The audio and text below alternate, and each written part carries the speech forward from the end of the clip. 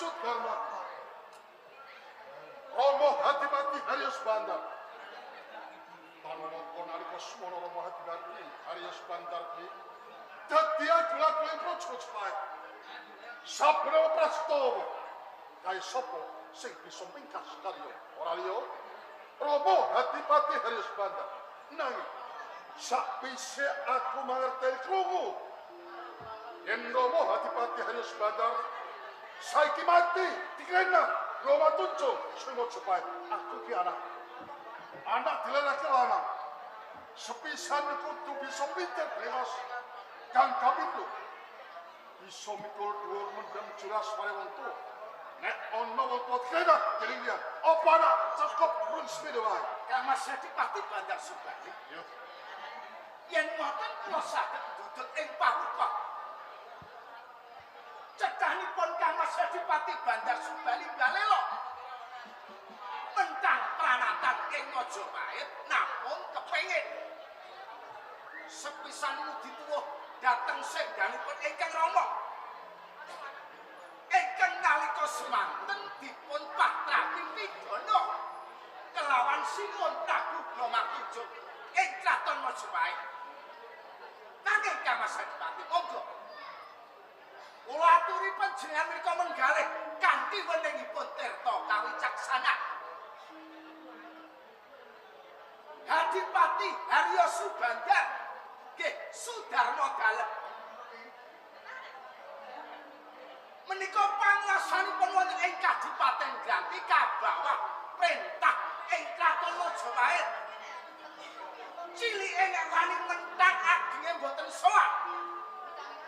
Niku padha karo wani dhateng sesembahan wonten ing Majapahit menapa yen to Sinuwun Prabu Bramatuja patrap pidana kelawan ingkang Rama dinak lepah.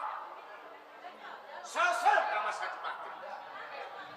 Yen to Kang Mas Adipati namung ngucik dhateng perkara menika kula ibarataken ngincipi barang kang papak nungkal gamang ingkang kedul. Kang Mas Adipati monggo. Geni ingkang sampun kobar kasiram kalih tirta pedamen kersanipun boten nukulaken dhateng Gerdah antaraning Kadipaten Granti katuran sowan kemawon wonten ing Majapahit. Nggih, aku kan supaya sabdamen. Mas, tak tekati nganti kukuting jagate Bandar Subali kang kuasa. Aku ora bangsan, ari praja Jepait. Balik.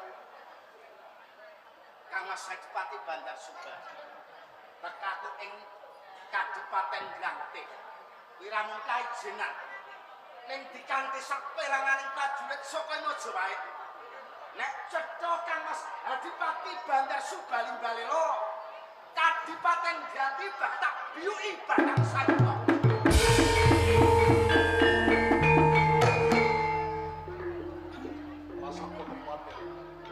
Ora padha wedi. Kowe jenenge kulayoman, kowe jenenge sirapat. Aku lagi kawengran. Yen ono banyak standar urusan, wis ora. Hei, kowe kabeh ora perintah. Supaya sak kataring prajurit, kamu supaya balake. Prajurit sing mau cepat. Istirahat Pati.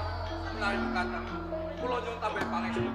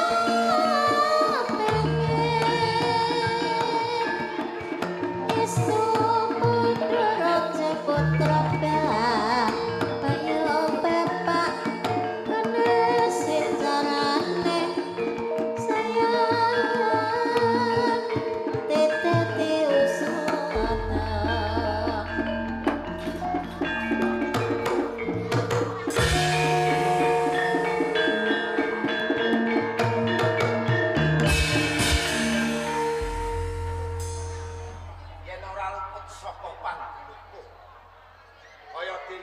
Patih saka ing Kadipaten Ganti Bandar Patih. Ora kleru. Pancen aku pepatih ana ing Granti, Bandar Patih. Bandar Patih. Kepiye Arya Justan?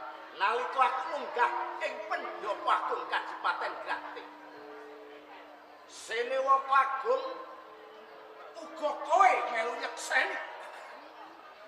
Mongko sesembahanmu kuwi kleru.